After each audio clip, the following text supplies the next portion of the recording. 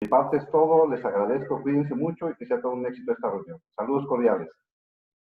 Muchas gracias, Pedro. Continuamos con la agenda y le voy a pedir a José Ubaldo de León, denme un segundo.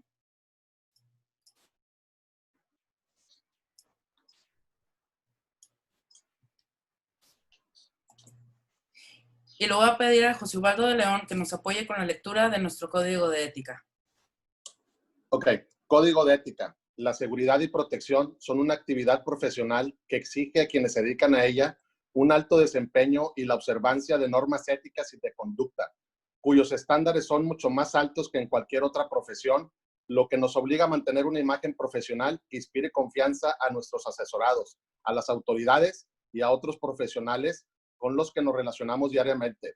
Por lo tanto, exhortamos a los presentes a cumplir los preceptos fundamentales de nuestra asociación y que dicen que todo miembro de ASIS se desarrollará profesionalmente de acuerdo a los más altos principios éticos y morales y dentro del marco legal vigente. Velará porque se respeten los preceptos de honestidad e integridad, se conducirá con eficiencia y eficacia en el desarrollo de sus responsabilidades profesionales. Se mantendrá actualizado en las tecnologías y sistemas de la seguridad y protección, protegerá la información confidencial relativa a la seguridad de las personas, bienes y propiedades que proteja, previniendo y controlando cualquier indiscreción que pueda causar en riesgo a otros. Jamás difamará maliciosamente a otro miembro de la asociación o cualquier profesional de la seguridad y protección, evitando también que otros lo hagan. Los profesionales de la seguridad del país unidos por el bien de México. Muchas gracias, José Ubaldo, por apoyarnos en la lectura del Código de Ética y también él fue el que nos apoyó a coordinar la agenda del licenciado Ildefonso Guajardo. Muchas gracias, Ubaldo, y también muchas gracias, Naim Escalante, que nos apoyaste para realizar la coordinación de nuestro ponente, de nuestro panelista, Jorge Septién. A continuación, les voy a presentar de manera rápida el calendario de actividades que hemos tenido en el curso de este año 2020. Nosotros iniciamos con la primera reunión de AMPAC el mes de enero. Posterior a ello tuvimos nuestra última reunión de manera presencial durante el mes de febrero. Hemos mantenido un stand-by durante los meses de marzo, abril, mayo y junio, y como mesa directiva hemos estado trabajando para a partir de este mes de julio podamos realizar nuestra reactivación de actividades. Como les comentaba hace un momento, nosotros hemos estado trabajando para que de manera coordinada a nivel región 7A, a través de Pedro Sanabria, Naim Escalante, Manuel Zamudio, Alberto Friedman, podamos estar compartiendo con todos ustedes todas las actividades que estamos realizando, así como las reuniones de mesas de colaboración que se están realizando los días jueves. Próximos eventos por parte del capítulo Puebla Sureste. Helmut Junghans, el presidente de este capítulo, nos comparte esta invitación. Lunes 3 de agosto, escenarios de riesgo para México y el mundo post-2020. Les estaremos haciendo envío de la información de registro, al igual al presidente Fernando Polanco, que nos comparte la invitación a su próximo evento el día 4 de agosto, 10 de la mañana, y a capítulo Occidente, que tendrán también un evento el próximo 11 de agosto. Les estaremos haciendo envío de toda esta información. Y a nivel ACES International, como les habíamos comentado, cambiamos el formato de nuestro GSX, que estaba programado para el mes de septiembre, al 21-25 de septiembre, que también aprovecho para felicitar a nuestro socio Rigel Leza, que fue la acreedora de la beca que se sorteó para acceso al GSX Plus, Full Access. Para continuar con nuestra agenda, me permito agradecer la asistencia de todos ustedes, invitados de otras organizaciones, otros capítulos. Hemos estado trabajando de manera colaborativa y presentar nuestro panel que tenemos programado para el día de hoy. Voy a pausar un poco aquí en esta parte para realizar la lectura de los currículums y porque creo que todavía estamos en espera de la conexión del licenciado Ildefonso Guajardo. Denme un segundo para poder corroborar esta información.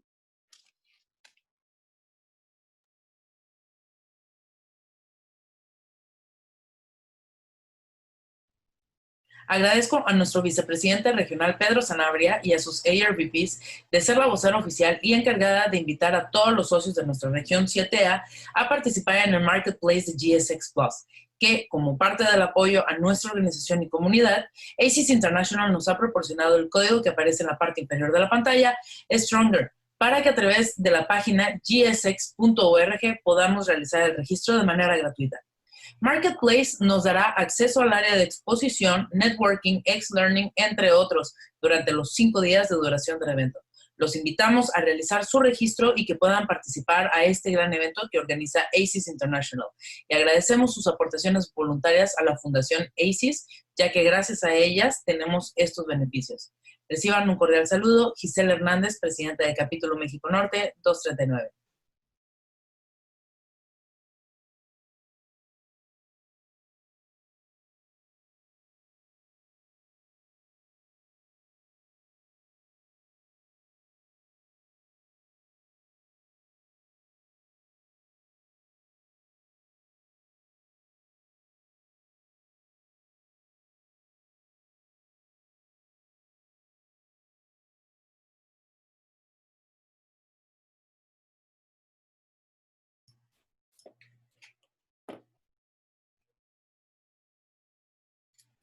Le voy a pedir de favor a Jaime Owens, que nos está honrando con su presencia aquí en esta reunión, que nos pueda dirigir un par de palabras.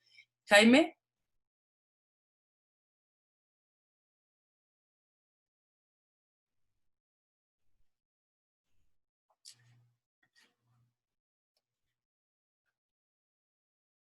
Ok, creo que no nos está escuchando. Permítanme un segundo.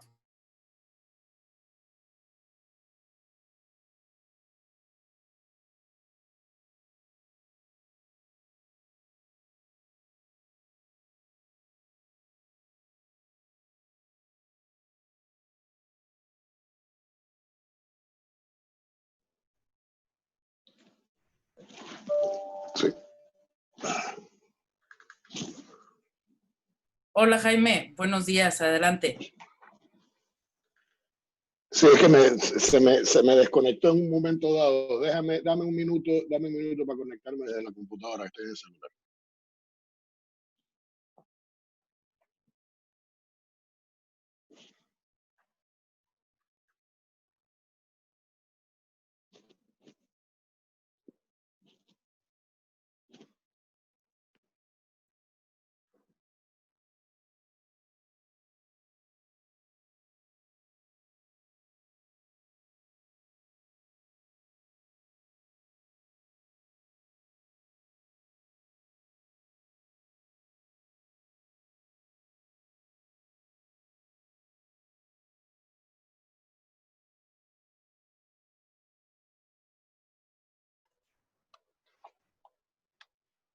¿Aló? Listo, Jaime, te escuchamos. Dale, cuéntame, es que no escuché lo que me dijiste inicialmente porque estaba con problemas de conexión. No hay problema, Jaime. Te estoy agradeciendo la participación que estás teniendo en nuestra reunión del día de hoy. Agradecemos mucho que nos puedas estar acompañando y si nos puedes apoyar dando un mensaje por parte de ustedes para nuestros miembros. Por supuesto, seguro, ¿no? Para mí, al revés. De hecho, es un honor y un orgullo, aunque ahora los hombres empezamos a usar aretes también, el que me permitiera pues estar un rato con ustedes. La verdad es que es todo un honor y un placer. Fíjense lo que mencionabas tú, Giselle, más temprano, ¿no? De las últimas reuniones con presencia física, ¿no? Las 2 últimas reuniones de ACES con presencia física que asistí fue precisamente en México y la del Leadership Exchange en enero en Washington, D.C. Y la verdad es que voy a mencionar algo que quizás algunos de ustedes ya me han escuchado antes, y es, yo espero que dentro de la tragedia que estamos viviendo, no perdamos el tema de humanidad. Los seres humanos somos animales sociales. Nos gusta compartir con personas de de nuestra misma, de nuestro mismo tipo, digamos, ¿no? Somos animales que nos gusta estar con los demás, nos gusta el contacto, de hecho nos gusta estar con otras personas. Y si alguno de ustedes quizás no me lo creen, yo voy a dar dos ejemplos, uno dirigido a las mujeres, Giselle, si me lo permites, y otro dirigido a los hombres. Las mujeres, una de las cosas que más gozan de ir al salón de belleza es interactuar con gente de su propia raza. Y echar los cuentos y compartir y hablar de fulana, y mira que la fulana entró mal y salió igual de mal, o lo que fuera el caso. Y a los hombres también nos encanta compartir con personas de nuestra misma raza, digamos. Y es un buen juego de dominó, como está mi amigo Pedro ahora mismo, con un buen habano y un brandy. Y esa relación, interacción entre las personas, el darse las manos, el abrazo, yo espero que ese pedazo humano de todos nosotros no se pierda con el tema de la pandemia. De parte de ASIS, pues de la Junta Directiva, hay algunas noticias que pueden ser muy interesantes y quizás me adelanto con algunas cosas, pero digamos una de ellas es que las personas que se estén preparando para alguna certificación, dentro de muy poco va a salir el anuncio que ya no van a tener que moverse de su casa. Va a haber un sistema de seguimiento para que puedan hacer esos exámenes desde su casa en línea. Y el segundo es que en cualquier momento estamos tirando ya la plataforma virtual para GSX Plus de septiembre. Los que no se hayan inscrito, los exhorto a que lo hagan. Yo pienso que va a ser un evento muy interesante. Ya probamos en los últimos días, gracias a Gina y a Alberto y a Manuel, la plataforma que usó Alas, de lo más interesante. Y creo que la plataforma que va a tener ASIS va a ser todavía quizás más robusta, sobre todo porque se está contratando a una empresa de primer nivel, se contrató ya una empresa de primer nivel dedicada por muchos años a este tipo de eventos. Y pienso que esto va a ser muy bueno. Veo también a muchas otras personas muy queridas y espero pronto poder que todos nosotros podamos estar en un evento juntos físicamente y no solamente virtualmente. Veo que si hay que premiar a alguien, por su constancia en la asistencia de diversas regiones en todos lados del mundo. Habría que darle un premio emérito a don Thomas Gottlieb, que sin duda no se pierde ninguna. Así que un fuerte abrazo, Giselle, gracias por permitirme dar algunas palabras. Un saludo a todos, Perla, fue un placer verte en Alas también. Hasta luego, y cuidado, tú me dijiste que había que filtrar. Ya yo tomé notas de preguntas de oposición, por si acaso. Y veo también que parece que el filtro, hay demasiado septién en esta reunión, ¿eh? Así que también hay que tener un poquito de cuidado con eso. Así que hasta luego, un placer, saludos a todos, ¿eh? Jaime, muchas gracias por haber compartido esas palabras hacia todos nosotros. Vamos a continuar. Estamos esperando que el segundo panelista se pueda unir. Nos comentaba su equipo de trabajo que 5 minutos antes de las 10 de la mañana se iban a estar uniendo a nosotros. Entonces, voy a proceder con la lectura de los currículums de nuestros panelistas y nuestro moderador estrella el día de hoy. Entonces, denme un segundo.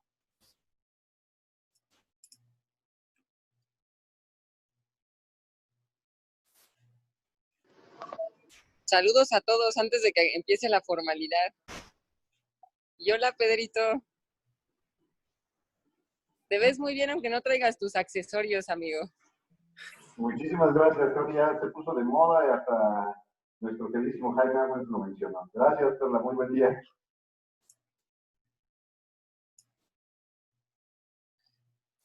Listo. Les leo entonces la sinopsis del licenciado Ildefonso Guajardo Villarreal.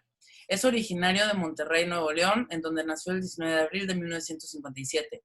Sus estudios básicos los realizó en su natal Monterrey, así como la licenciatura en Economía, la que cursó en la Universidad Autónoma de Nuevo León. Realizó estudios de posgrado en la Universidad Estatal de Arizona y en la Universidad de Pensilvania. Fue economista en jefe de la sección para Brasil y economista asociado en el Departamento de Asuntos Fiscales en el Fondo Monetario Internacional. Jefe de la Oficina para Asuntos del Tratado de Libre Comercio de 1991 a 1994. En la Administración Pública Federal ha ocupado los cargos de oficial mayor, administrador general, en la Secretaría de Relaciones Exteriores de 1994 a 1997, subsecretario de Desarrollo Turístico 1997, secretario técnico en Planeación, Comunicación y enlace de la Secretaría de Comercio y Fomento Industrial de 1998 a 1999. Fue diputado federal 2 veces y 1 vez diputado local. En el gobierno de Nuevo León fue jefe de la Oficina Ejecutiva de la Gobernatura del 2003 al 2006. Ha sido profesor en la Universidad Autónoma de Nuevo León, en la Universidad Estatal de Arizona y en la Escuela de Negocios de Wharton, en la Universidad de Pensilvania. Del 1 de diciembre de 2012 al 30 de noviembre de 2018 se desempeñó como secretario de Economía del Gobierno de la República, donde encabezó las negociaciones para el TEMEC. Actualmente es presidente de Ainsley Consultores Internacionales. Agradecemos al licenciado Guajardo al acompañarnos en esta reunión. Y nuestro segundo panelista, un gran referente en seguridad, ingeniero Jorge Carlos Septién Esnáurizar. Es ingeniero mecánico y eléctrico titulado por la Universidad Iberoamericana, posgraduado en seguridad pública por la misma universidad y la Secretaría de Gobernación. Es profesional certificado en protección CPP de ACIS International, oficial certificado en protección CPO de IFPO Canadá y especialista en protección ejecutiva con la certificación EPS. En el área docente, desde hace 19 años, es catedrático en manejo de crisis dentro del programa de posgrado en dirección de seguridad de la Universidad Pontificia Comillas de Madrid, España. Hasta el 2009 fue director de seguridad y protección de Citibank en Latinoamérica y Grupo Banamex. Actualmente es socio y fundador de importantes empresas de servicios de seguridad en México y Estados Unidos. Su experiencia y conocimientos se han centrado en el desarrollo de programas corporativos y de protección personal, entrenamiento, estrategias preventivas y reactivas de combate al secuestro, la extorsión y otros delitos. También participa como miembro de la Junta Directiva del Club Rotario de la Ciudad de México, colaborando en el desarrollo e implementación de sus programas de labor social. Jorge Septién es asesor y un referente obligado en temas de seguridad internacional y terrorismo para CNN y otros importantes medios de comunicación. Muchas gracias, Jorge Septién, por acompañarnos en este panel. A ustedes por invitarme. Buenos días a todos, amigos. Continuamos con la lectura de quien nos va a estar apoyando como moderador en este gran panel, Manuel Zamudio. Es gerente de asociaciones industriales para América Latina de Axis Communications. Desde 1995 ha desarrollado proyectos de integración como consultor y especialista tanto para la iniciativa privada como para el sector público. Es autor de diversos artículos publicados en revistas especializadas de seguridad. Es conferencista e instructor a nivel internacional en temas de seguridad electrónica, ciudades inteligentes e infraestructura crítica. Fue instructor en el Diplomado de Administración de la Seguridad Física en instalaciones gubernamentales y ha colaborado de manera docente en diferentes asociaciones. Es constituyente del proyecto denominado Seguridad por México, creado en el año 2015. En 2017 fue reconocido por la revista Seguridad en América como uno de las 100 personas más influyentes de la seguridad privada en México y nombrado por el Patronato Nacional de Investigaciones de la Fundación Nacional de Investigaciones de Niños Robados y Desaparecidos, IAP, como vicepresidente honorario. En 2018 se le otorgó el título de doctor honoris causa por la Universidad Instituto Americano Cultural SC por trayectorias profesional y personal. Actualmente es también vicepresidente consultivo de la Asociación Latinoamericana de Seguridad ALAS, Comité México, vicepresidente ejecutivo en el Instituto Mexicano de las Ciudades Inteligentes, Sostenibles y Sustentables. Fue secretario ejecutivo de ACIS Capítulo México en 2019, participando actualmente en la mesa directiva del mismo. Coordina el comité de Young Professionals y es asistente del Regional Vice President de ACIS en México. Muchas gracias, Manuel Zamudio, por apoyarnos en la moderación de este panel. Un placer, gracias. vamos a dar solamente un par de minutos más en espera de que se conecte Ildefonso Guajardo. Y les pedimos que nos esperen nos den este par de minutos para que se pueda terminar de conectar. Muchas gracias.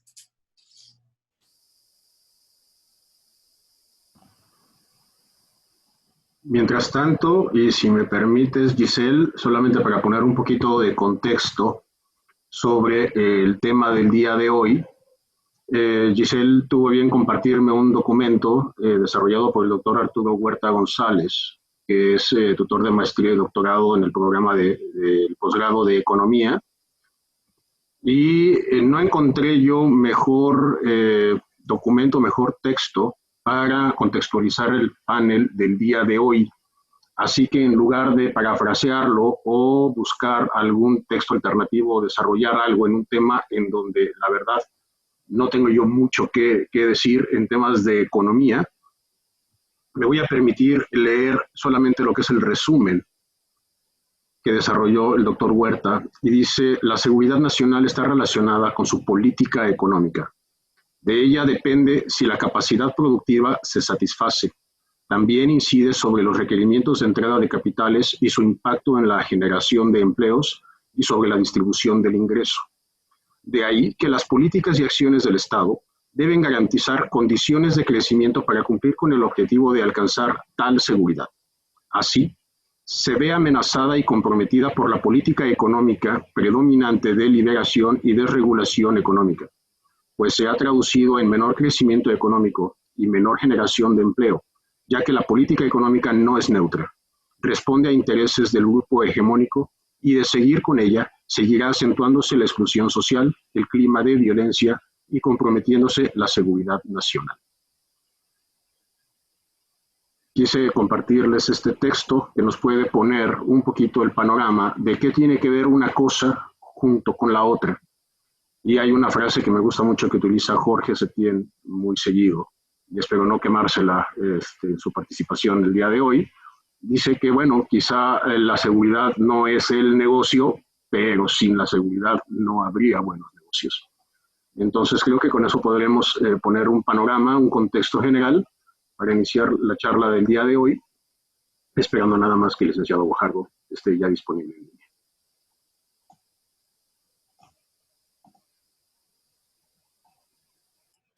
Muchas gracias, Manuel. Me comentan que ya está, creo que ya se... ¿Sí? Voy a mandarte un correo, que si le pueden mandar las credenciales a ese correo, ahí te lo mando por WhatsApp porque está teniendo dificultades para conectarse. Ahí te lo mando en este momento por WhatsApp. Claro que sí, Ubaldo, pendiente. Ahí va para allá.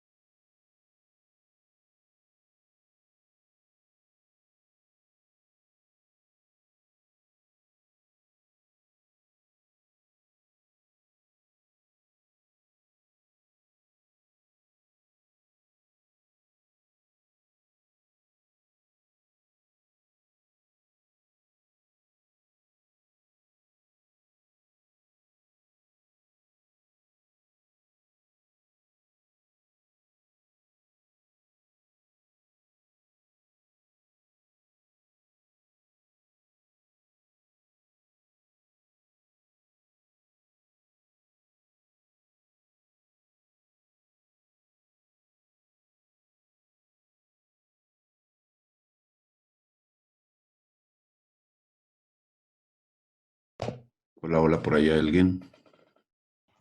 ¿Qué tal, Jorge? Sí, aquí estamos en espera de que llegue el licenciado Guajardo, pero Ah. no sé si quieras empezar a platicarnos algo relacionado con el tema de hoy.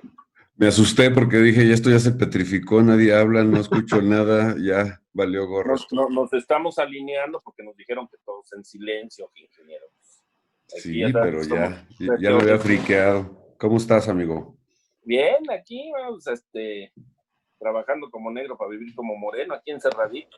¿Qué nos queda? Ya Muy sabes, bueno. esto de la seguridad, que no nos dejaron subir al avión, man. Ya me iba yo a regresar a España y en el mostrador me regresaron. Válgame Dios. Mi departamento se quedó allá puesto y todo, entonces... Pues menos mal no llegaste allá, te decían, regrésese. Regrésese, sí, es lo que decían los de la aerolínea. Pero bueno, aquí, o sea, esa es la ventaja Que estamos tomando en este país, en donde estamos viendo afectaciones directas en situaciones de nuestras economías en todos los niveles y que estamos también viendo cómo se convierte en nuevas amenazas y nuevos riesgos en nuestro país, en nuestras comunidades. Y espero que el licenciado Guajardo, en cuanto ingrese, que me parece que ya viene llegando, nos comparta también sus opiniones. Licenciado Guajardo, muy buenos días. Hola, ¿qué tal? Buenos días. Perdón por el retraso, pero el sistema no me aceptaba directamente la información de la ID. Bueno, ya lo tenemos por aquí. Bienvenido.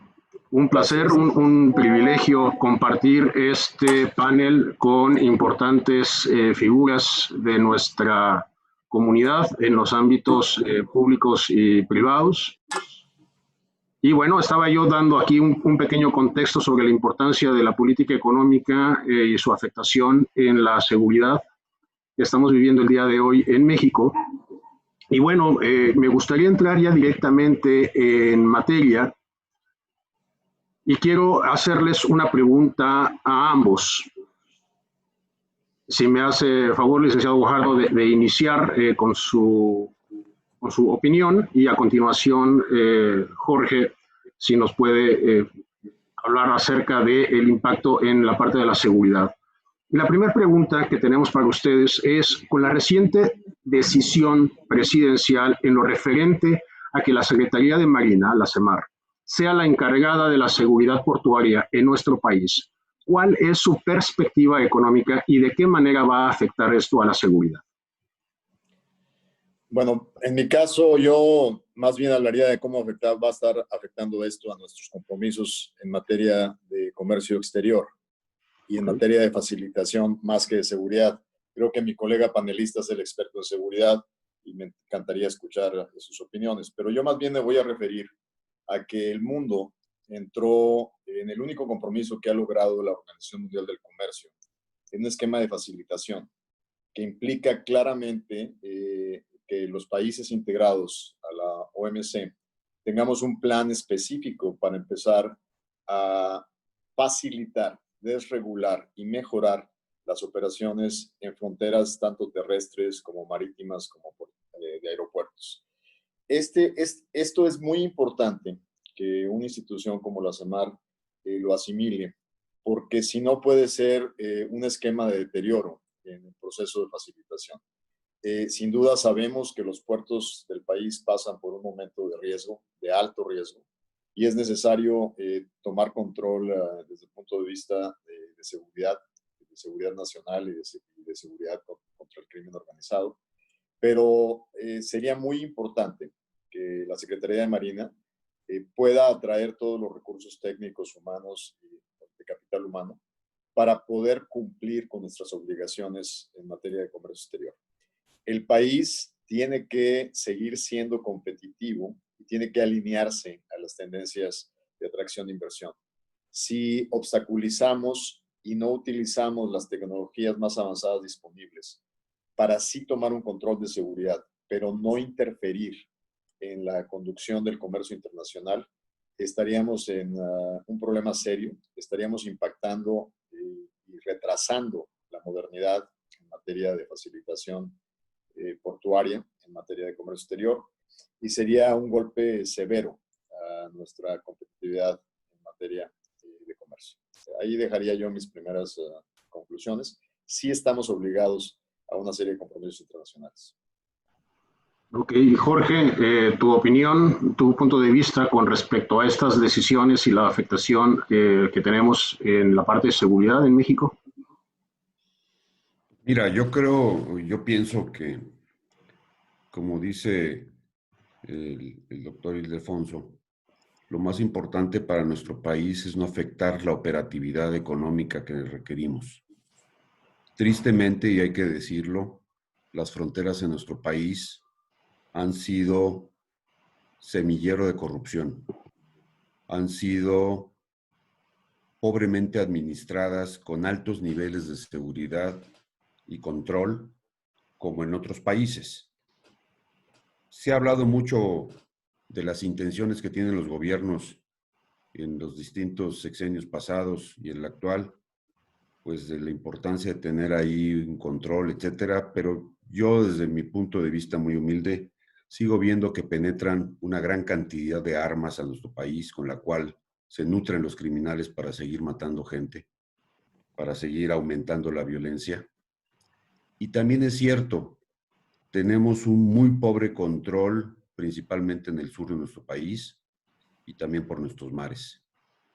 La frontera norteamericana tiene una connotación muy especial porque gracias a que los americanos o los norteamericanos, en su interés de que no penetren de manera ilegal las personas y algunas mercancías nocivas, pues han implementado pues, un gran despliegue de tecnologías y de recursos a través de la Border Patrol.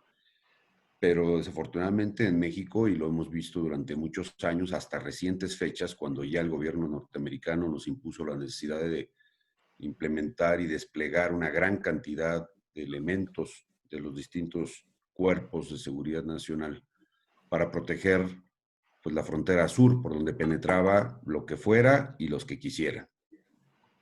Entonces, apenas estamos viendo ahorita una pobre atención a algo que es un monstruo de 1000 cabezas. Hace poco tuvimos la salida del director de aduanas y tenemos ahora la decisión de que las fuerzas militares, en su caso la Secretaría de Marina, se hagan cargo. Pero yo me iría más todavía de fondo. Primeramente hay que entender que es muy difícil controlar todas las fronteras. Ni siquiera los norteamericanos pueden controlar los miles y miles y miles de contenedores que llegan de todos los puertos de todo el mundo. Las revisiones que se hacen, aún con las mejores tecnologías disponibles, son pobres y son aleatorias. Sin embargo, hay un esfuerzo y hay una gran amenaza por la parte de las consecuencias que tiene el violar la ley. No así en México, tristemente. Y lo vemos inclusive en otros temas como pueden ser las cárceles, donde se ha hablado 1000 veces de limitar el acceso a teléfonos celulares y una serie de cosas. Las tecnologías existen, más lo que no existe es la voluntad de aplicar la ley desde la trinchera de la autoridad y donde también pues, la corrupción aflora para ofrecer plato a plomo. Entonces yo pienso que ahorita las fronteras manejadas por la Marina, pues es un esfuerzo parcial. Creo que la Secretaría de Marina ha demostrado ser uno de los entes menos corruptos y que tiene una percepción de no corrupción y efectividad muy importante para nuestro país, pero también creo que no podemos descargar en ellos todo lo que es la responsabilidad, porque sean ellos militares, de que van a tener éxito absoluto. Si no les damos el apoyo y hay un marco judicial, un marco realmente en donde se impongan sanciones y tiene que ver en muchas otras aristas. Yo es más o menos lo que yo te podría decir, Manuel. Muchas gracias, Jorge. Pues coincido con los puntos de vista de ambos y creo que sí tenemos un gran reto. Coincido también en que la Secretaría de Marina tiene una de las mejores imágenes hacia el público y también definitivamente, y eso lo digo porque me consta, mi participación en el mundo de la seguridad de los últimos 25 años tiene que ver con la parte de seguridad electrónica y entonces sí sé que no tenemos la infraestructura no tenemos tampoco una infraestructura alineada a los procedimientos y tampoco tenemos a la gente aún, o no habíamos tenido a la gente aún, comprometida y trabajando conforme a los objetivos que queramos alcanzar. Bien, veremos si la Secretaría de Marina consigue cambiar esto. Bien, desde la experiencia... ¿sí? Si me permites, como economista no puedo dejar de pensar que en términos de conductuales, el ser humano se mueve por incentivos y castigos. El problema también que no debemos de recargar tan fuerte este peso sobre la Marina, porque lamentablemente los exponemos a temas de incentivos perversos dentro del proceso del manejo de áreas estratégicas económicas. Entonces, sin duda coincido, es una gran institución. Yo siempre he sido impresionado por la preparación de los marinos, pero como también dice pues, la filosofía popular, no pongamos tentaciones. Ok, sí, a tratar de reducir la oportunidad para que se cometan esos ilícitos o esas faltas. Muy bien. Desde la experiencia de ustedes, ¿qué rol juega la seguridad en el TEMEC? ¿Qué aportación tiene el TEMEC en temas de seguridad comparado con el Tratado de Libre Comercio que lo precede? ¿Y cuál es su opinión al respecto? Fundamental, no hay nada específico del TEMEC en materia de seguridad. La agenda bilateral México-Estados Unidos es una agenda muchos años se manejó en un esquema de compartimentalización. ¿Qué quiere decir esto? Que poníamos en segmentos distintos nuestros vehículos de negociación donde no cruzábamos temas. Si estamos negociando comercio, acceso, integración, no podíamos poner en la mesa como contrabalance compromisos migratorios o compromisos de combate al crimen organizado, porque agregaría un mayor nivel de dificultad. Lamentablemente, esta estrategia y esta metodología fue tremendamente violentada cuando Trump nos amenazó con aranceles si no colaborábamos en el tema migratorio. Yo creo que haber aceptado ese cruce de amenazas que finalmente tuvimos, México se sentó a la mesa a desatorar esa amenaza, habría que haberla mantenido con una respuesta en el tema arancelario. Al haberla cruzado, nos complica sin duda las negociaciones a futuro. Ahora, dentro del cuerpo del tratado mismo, no hay nada específico y explícito dado ese esquema en materia de seguridad. Sin embargo, hay muchas obligaciones que tienen que cumplirse, que son elementos de reforzamiento para en áreas específicas estar actuando. Por ejemplo, piratería. Todo el tema de propiedad de marcas está incluido en nuestros compromisos internacionales. Hay elementos que nos obligan inclusive a interceder desde almacén para poder controlar antes de distribución de elementos que están financiando el crimen organizado. Entonces, no hay un tema explícito en el tratado, pero hay temas específicos en patentes, en respetar, luchar contra la piratería, cómo actuar en diferentes áreas donde el crimen organizado se ha expandido y ha generado flujos de financiamiento para el esquema de sus operaciones. Entonces, como mi colega panelista estableció, tenemos que actuar de manera responsable y de manera muy estricta para poder garantizar el cumplimiento de una serie de ordenamientos en muchos frentes que sí tienen que ver con elementos de operación ilegal que son fuentes de financiamiento del crimen organizado. Jorge. Pues yo concuerdo también con el licenciado Guajardo. La verdad es que no encontramos detalle específico para nuestros puntos de seguridad, pero vienen de la mano con todos los demás temas. O sea, si hablamos de que el tratado lo que promueve es que tengamos una interacción más justa en la manufactura, por ejemplo, de la planta automotriz o de la planta aeronáutica y todos los componentes, donde vamos a pensar que nuestros empleados en todos los 3 países van a tener salarios justos, de mejor nivel, donde vamos a poder equilibrar las cosas. Digo, para el caso de México, yo lo veo en materia de que pues, la infraestructura de estos clústeres y de estas industrias, pues van a tener que ajustarse y van a tener que elevar muchos elementos en cuanto a su valía, y obviamente se vuelven sumamente apetitosos para los delincuentes, sobre todo en una tierra de pobres. O sea, ahorita lo que estamos viendo, y es una realidad, y obviamente las industrias van a tener que hacer lo propio, porque al momento en que sigan operando y sigan trabajando, tienen que seguir haciendo lo que ahorita se está haciendo, y es no solamente preocuparse por lo que pasa en Guanajuato en materia de los secuestros y de los ataques a los camiones que surten una planta automotriz, o en Querétaro la industria aeronáutica, sino también tienen que ocuparse, y ocuparse de una manera inteligente, de una manera práctica, apoyándose en el conocimiento, en la ciencia, y no nada más en los buenos deseos. Entonces, yo pienso que desde mi posición en el mundo de la seguridad, yo creo que la seguridad más que nunca está retomando un preponderante papel dentro de esta dimensión de comercio. Nuestro negocio en el mundo de la seguridad es hacer que las empresas hagan buenos negocios al evitar las pérdidas y evaluar con claridad las distintas amenazas que cada día van cambiando, van mutando, se van sofisticando, para poder, siempre de la mano del empresario, poder hacer que sus productos y la viabilidad de su negocio pues permanezca. Todos los 3 países lo que quieren es que el bloque económico bajo el cual se rige el tratado pues tengan éxito.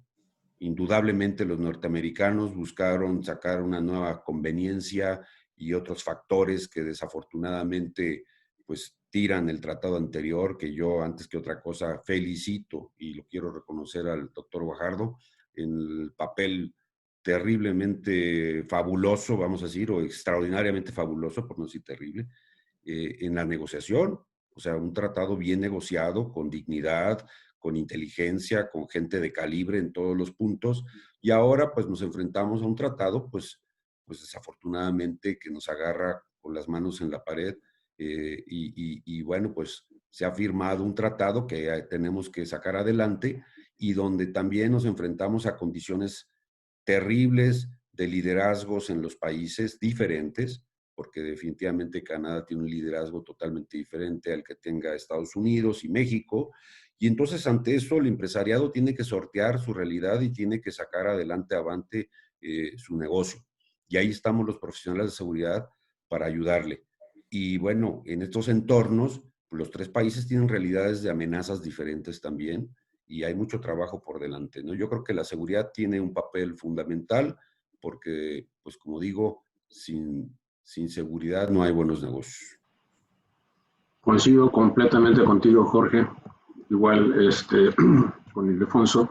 Bien, continuando con las preguntas que tenemos preparadas para ustedes. Viene aquí, ¿qué recomendarían a los empresarios para poder coexistir con la reactivación económica, sus operaciones y las medidas de retorno seguro en lo que ahora se le ha denominado la nueva normalidad?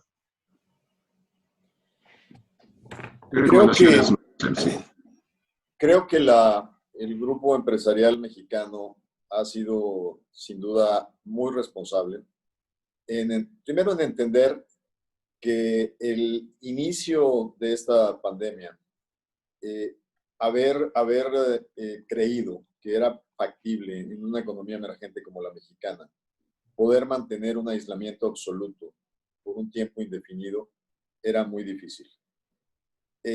Los empresarios tuvieron una posición responsable sobre cómo garantizar las condiciones de reinicio con protocolos claramente definidos para poder apuntar hacia una reactivación con capacidad de pruebas, con nuevos ordenamientos en la línea de manufactura por aislamiento, por evitar contagios, por densidad de uso de comedores, transportes a los trabajadores para no exponerlos a los temas de transporte público. Lamentablemente, las autoridades no aprovecharon el tiempo estricto de aislamiento, como lo vimos en el caso de Nuevo León, para poder inculcar principios básicos. Desde muy inicialmente yo posicioné en marzo el concepto de que este virus había que aprender a coexistir con él, reduciendo la propagación y el contagio a través de acciones estratégicas. Cuando vemos casos internacionales de realmente achatamiento de la curva, vemos que fueron fundamentales el haber inculcado el uso de mascarillas, el haber dispuesto transporte público. Lo que está pasando es que la gente, gracias al liderazgo empresarial, está manteniendo medidas en la planta de trabajo, pero una vez que están en el campo social, el hecho de que líderes públicos no estén apareciendo con cubrebocas durante la mayor parte del tiempo de la pandemia, no generó la conciencia necesaria para poder aprender a coexistir. Y por eso estamos donde estamos, que prácticamente ya estamos aceptando que las condiciones de emergencia se están extendiendo hasta el otoño y probablemente se irán hasta el fin de año. Estamos en una situación donde sin duda el impacto económico es tremendo y vamos a seguir sufriendo sus consecuencias. Entonces, mi primer comentario desde el punto de vista de crisis de salud y esquema de reactivación es que tuvimos una disposición muy positiva, razonable, inclusive con impacto importante en costos de operación, pero desafortunadamente no tuvimos el acompañamiento en las medidas que se debieron de haber inculcado en la sociedad. Sabemos que eventualmente este virus va a generar, digamos, la vacunación o la resistencia del rebaño. El tema es la cantidad, el tiempo y la velocidad en la cual se presentan los contagios y la crisis en el sistema de salud y en el sistema hospitalario. Entonces, creo que estamos en una situación muy difícil y obviamente si a esto le aunamos un impacto económico que ya lo vimos con las cifras del primer semestre, de una caída de más del 18%, estamos en una de las crisis económicas más severas que el país ha enfrentado en la época moderna. Muy bien. Jorge. Pues yo quisiera decir que más que nunca, y también concuerdo con lo dicho, más que nunca estamos viendo la desafortunada actuación de nuestros líderes políticos ante una pandemia que no tiene un tratamiento político. Vamos, el virus no desaparece por una orden presidencial. Lo que tenemos de ver con realidad es que de nueva vez la ciencia es la que debe ordenar y debe darnos la pauta para las acciones que hacemos los humanos en nuestros distintos campos. Y también concuerdo en que el empresariado mexicano ha sido un empresariado responsable, que como decimos en nuestro argot de los mexicanos, nos hemos tenido que rascar con nuestras uñas. Realmente, tristemente, tenemos un gobierno que no ha brindado el apoyo adecuado, y el apoyo no solamente económico, porque muchas veces se dice es que no nos han dado dinero y financiamientos y todo esto como en otros países, sino no nos ha dado ni siquiera el liderazgo de ejemplo. Y como decía el doctor Guajardo, no nos ha dado el ejemplo y siguen con su necedad de no ponerse tapabocas, y viene la foto y todos los secretarios y hasta los mismos empresarios a veces se quitan el tapabocas. Cuando la ciencia y la Organización Mundial de la Salud lo ha dicho, las medidas de contención del virus que uno adopte en lo personal, como el tapabocas, las caretas, el lavarse las manos, toda una serie de temas que son netamente técnicos, apoyados en lo que está estudiado científicamente, es lo que deberíamos de promover. Y bueno, los empresarios creo que también lo hemos hecho al interior de nuestras organizaciones. Entonces yo creo que los profesionales de la seguridad, todos los que estamos en ASIS, por ejemplo, somos gentes convencidos en que la profesionalización está apoyada en lo que es correcto hacer, en los estudios, en la ciencia, en las metodologías, en los procesos correctos. Y es ahí donde el profesional de la seguridad, tanto en el security como en el safety, juega un papel fundamental para poder ayudar a ese empresario que tiene que sacar adelante con salud a sus empleados, con salud a sus operaciones, ¿verdad? Dando la pauta para los procesos de contención y salud propias que en cada gran familia empresarial tenemos que hacer, pues como lo marcan las normas y los criterios científicos. En ese sentido, creo que los profesionales tenemos una propuesta muy importante hacia el empresariado. Hay muchos empresarios y microempresarios en este país, y es que apóyense en nosotros, que estamos siempre, y los profesionales certificados también. La importancia de ser un profesional certificado nos da la pauta para tener al menos las bases demostrables del conocimiento que permitan dar una opinión responsable y técnicamente necesaria para ayudar a ese empresario, en donde el profesional de seguridad tiene que estar ya en los comités de dirección, actuando de una manera mucho más inteligente, alineando su comentario al proceso de reestructura económica, al proceso de reconfiguración y de reinvención que el empresariado tiene que hacer para volver a salir a esta nueva realidad y seguir operando en una realidad que, como decía el doctor Guajardo, pues no acabó en un mes. O sea, esto va a seguir para un rato. Vamos a tener que aprender a hacer negocios y continuar con nuestra economía con condiciones diferentes, pero ahí radica el talento y la reinvención que hagamos ante las distintas variables también de poca ayuda y de poco ejemplo que tenemos en el exterior.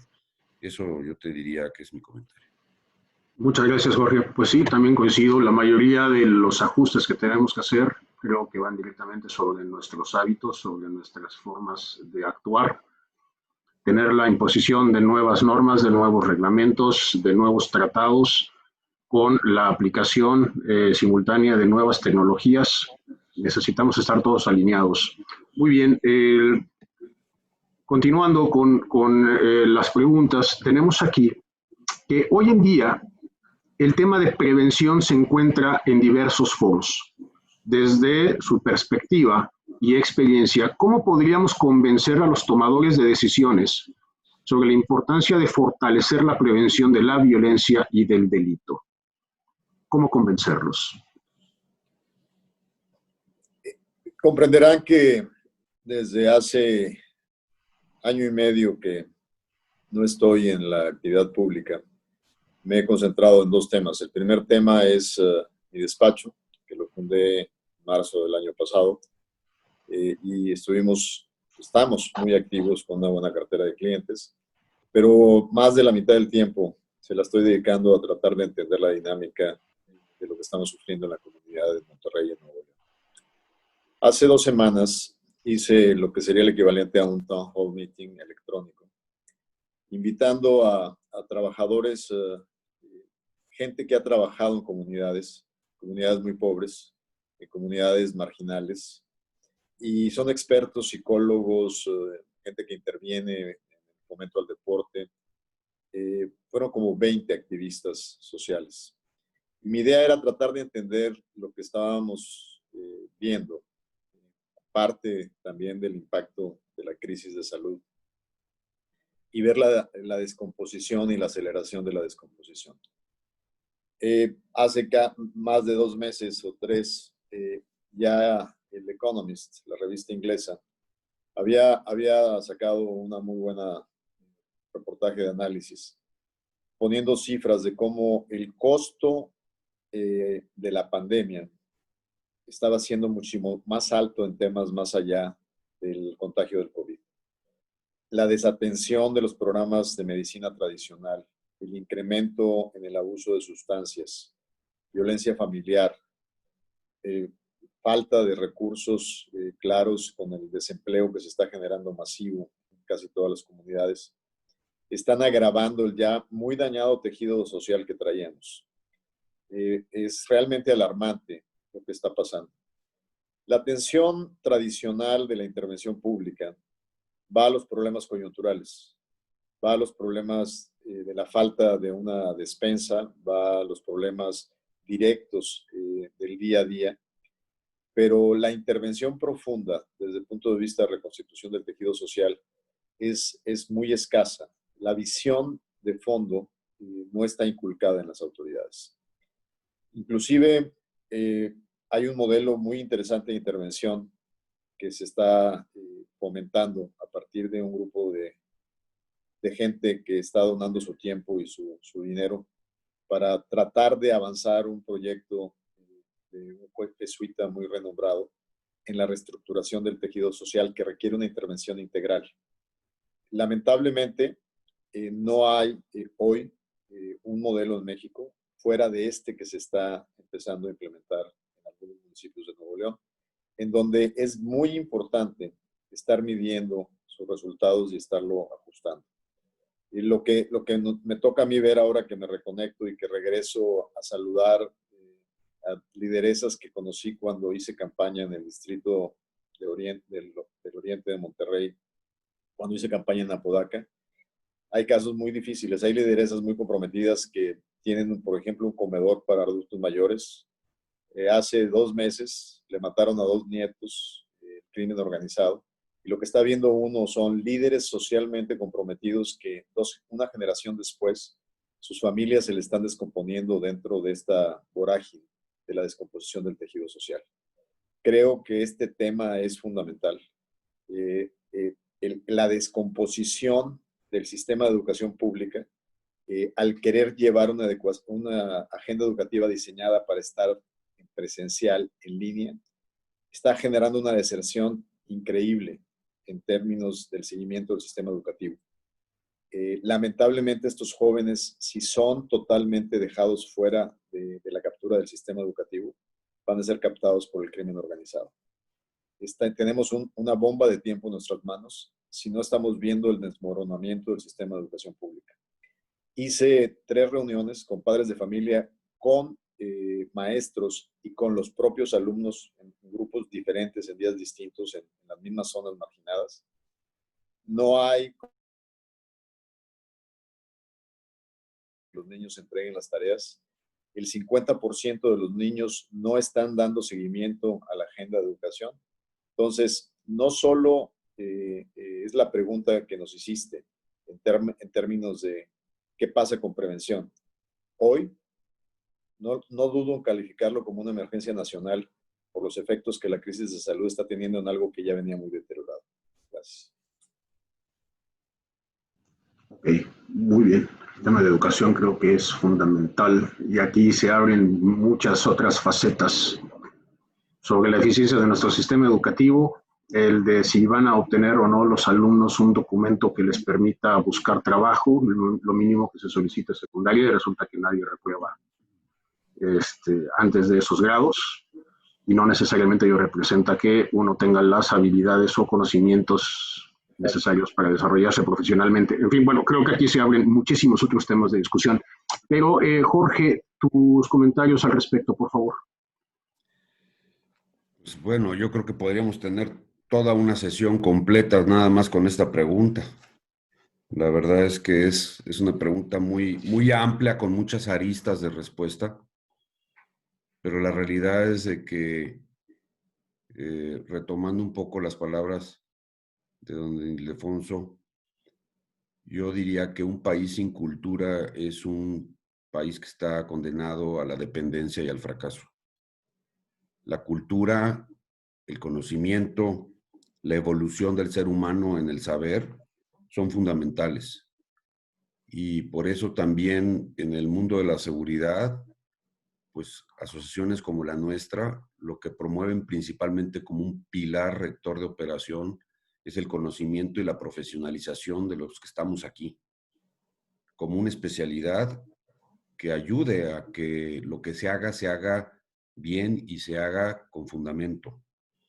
Si bien es cierto también, y no soy economista, pero lo poco que he estudiado en temas de economía, dice también una máxima que tú no puedes darle bienestar a un pueblo si no das oportunidades a que se genere riqueza para ese pueblo.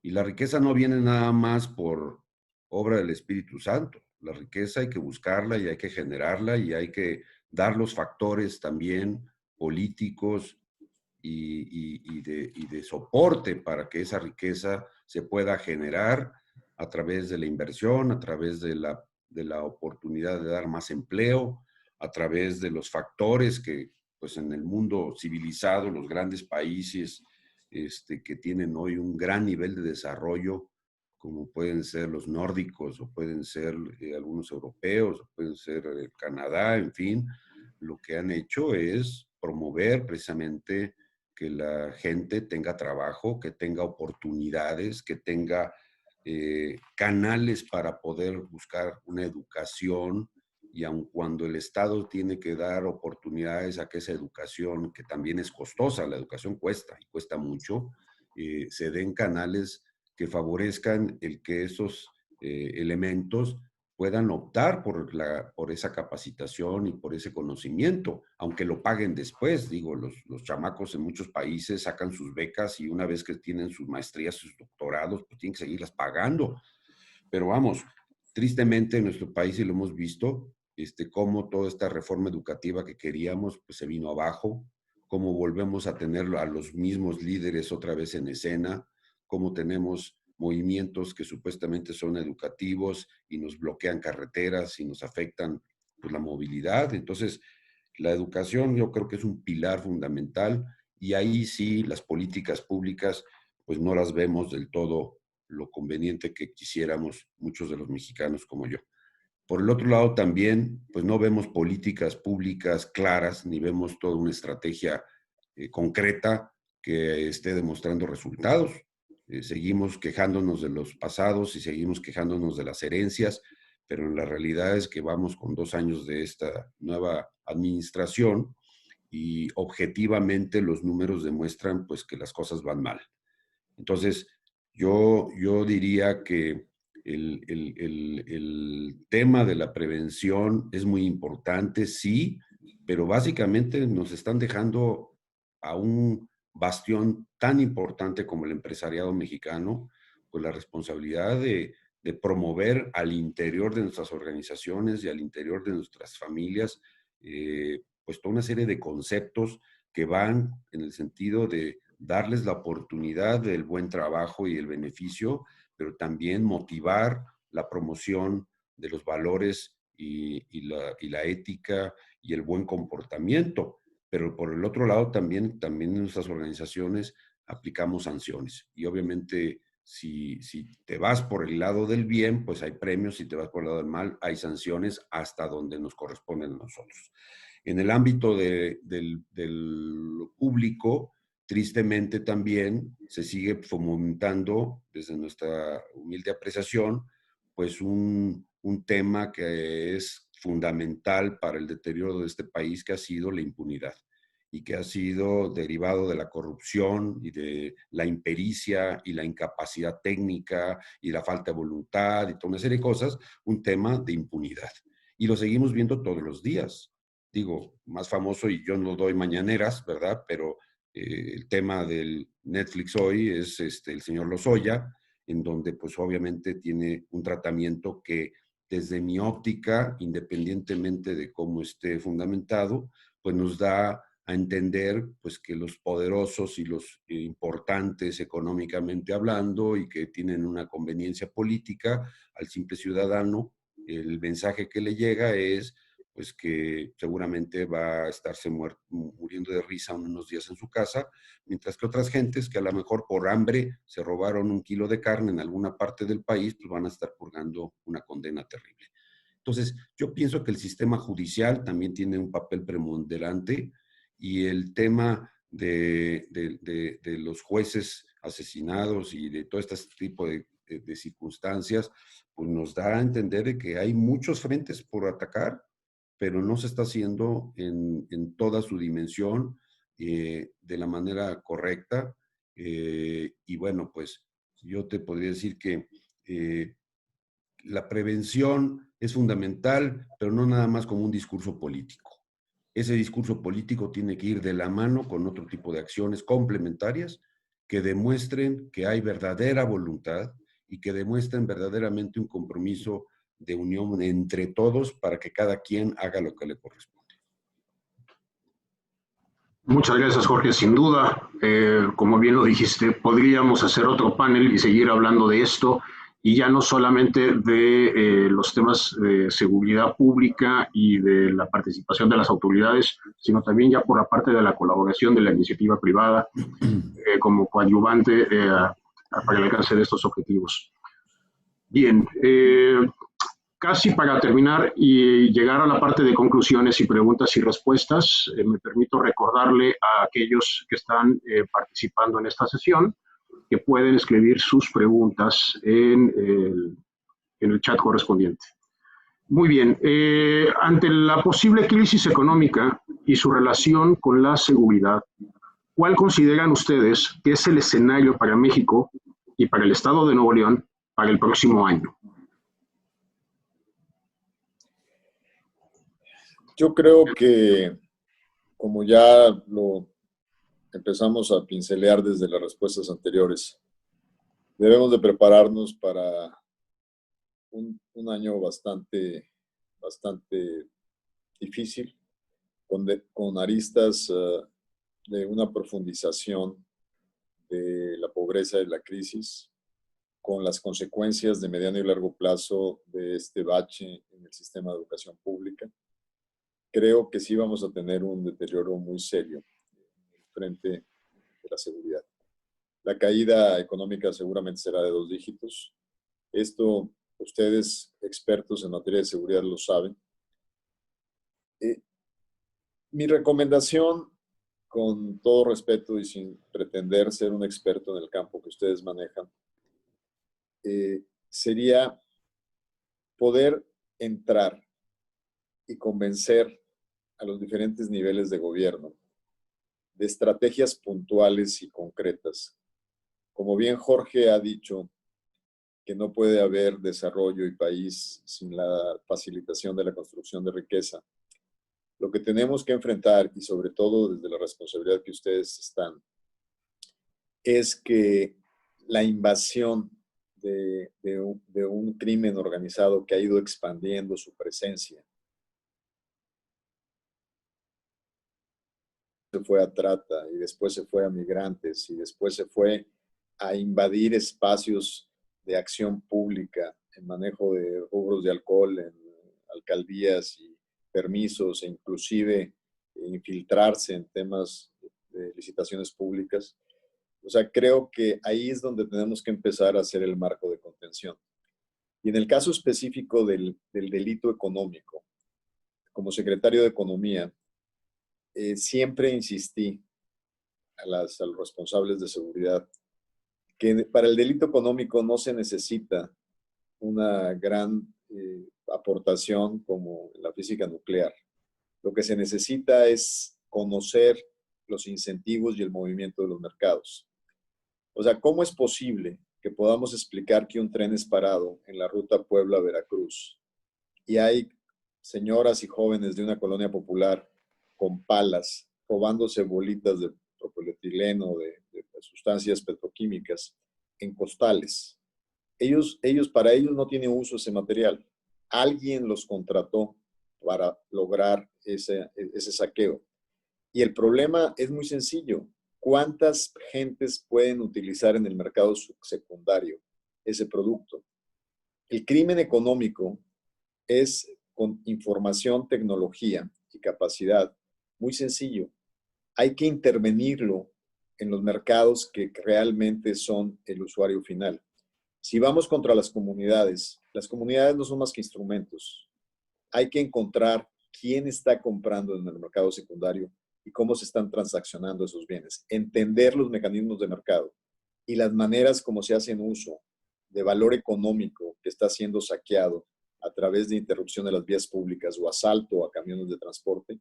Para mí ese es un ejemplo muy específico de, dado el tamaño del reto que se nos viene, tenemos que ir realmente digiriendo este pastel por pedazos y tienen que ser acciones muy concretas, planes muy específicos, donde hay información relevante para poder proceder en ese sentido, porque si queremos enfrentar todo al mismo tiempo de manera simultánea, va a ser muy difícil.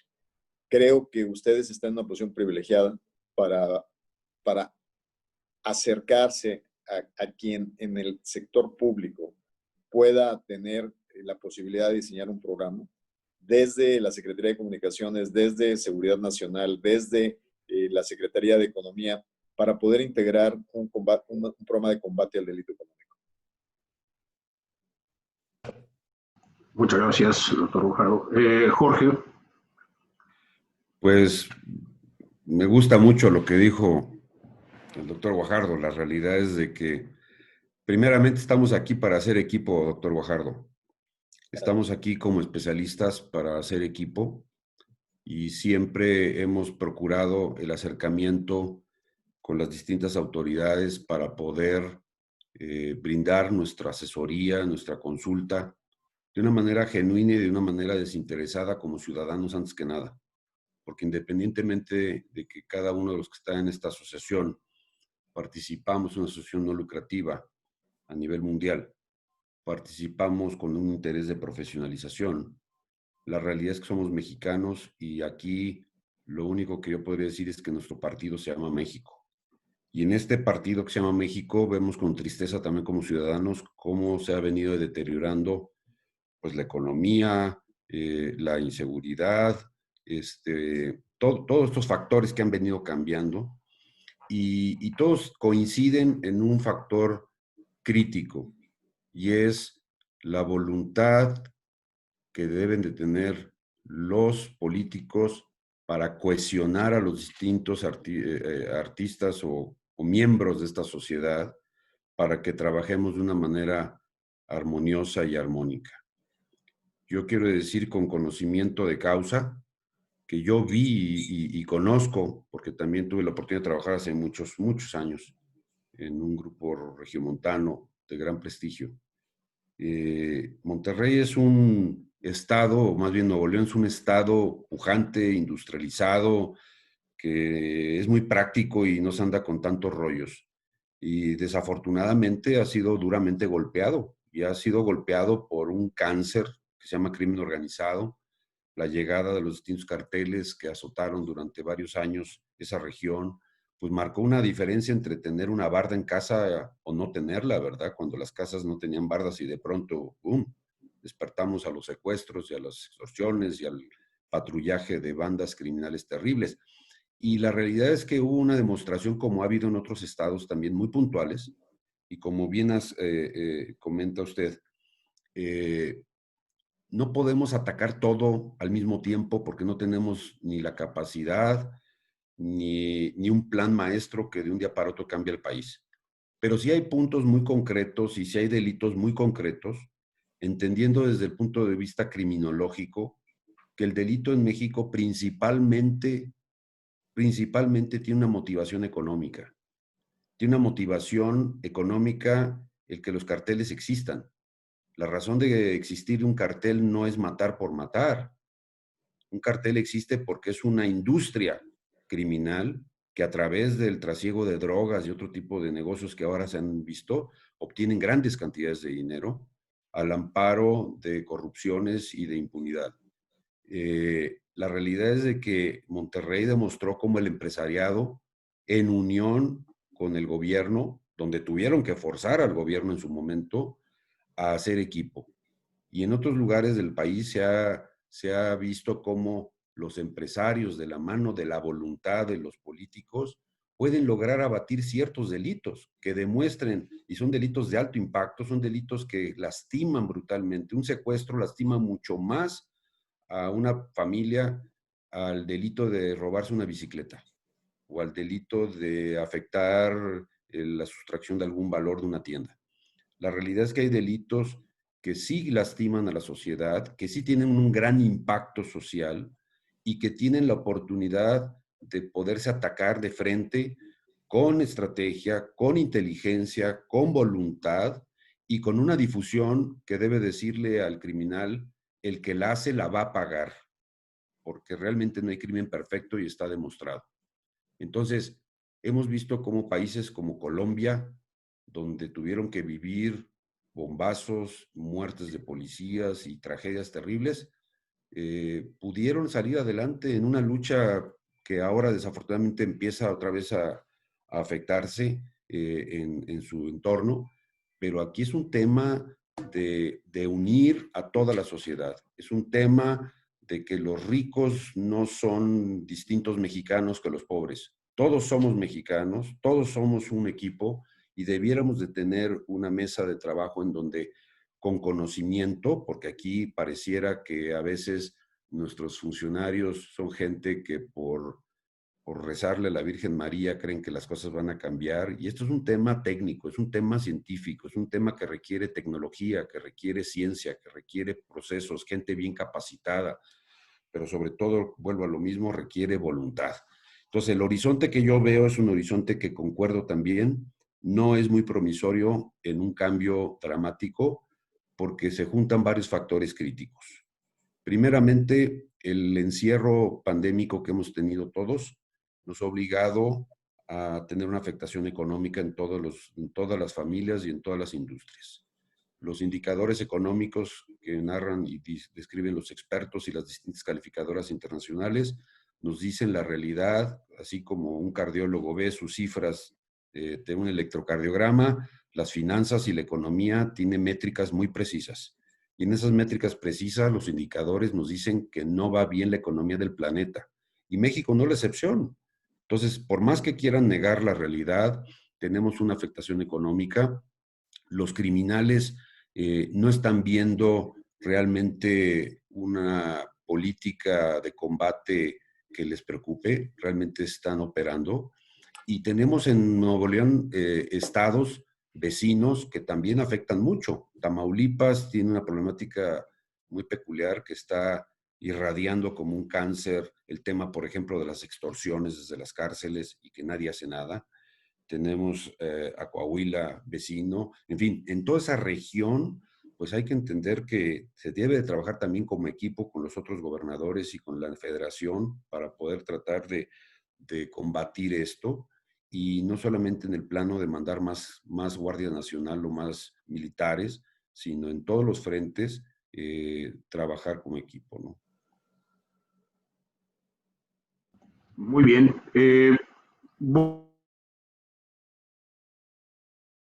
Partes de esta sesión, de este panel, porque veo algunas preguntas que están escribiendo los participantes y que podrían complementar las conclusiones finales de esta sesión. Entonces, por esa razón me voy a permitir cambiar y voy a darle lectura a algunas de ellas que están en el chat. Si alguien más quiere externar su duda o comentario, es el momento para hacerlo. Pregunta Juan Enrique Hernández para el doctor Guajardo.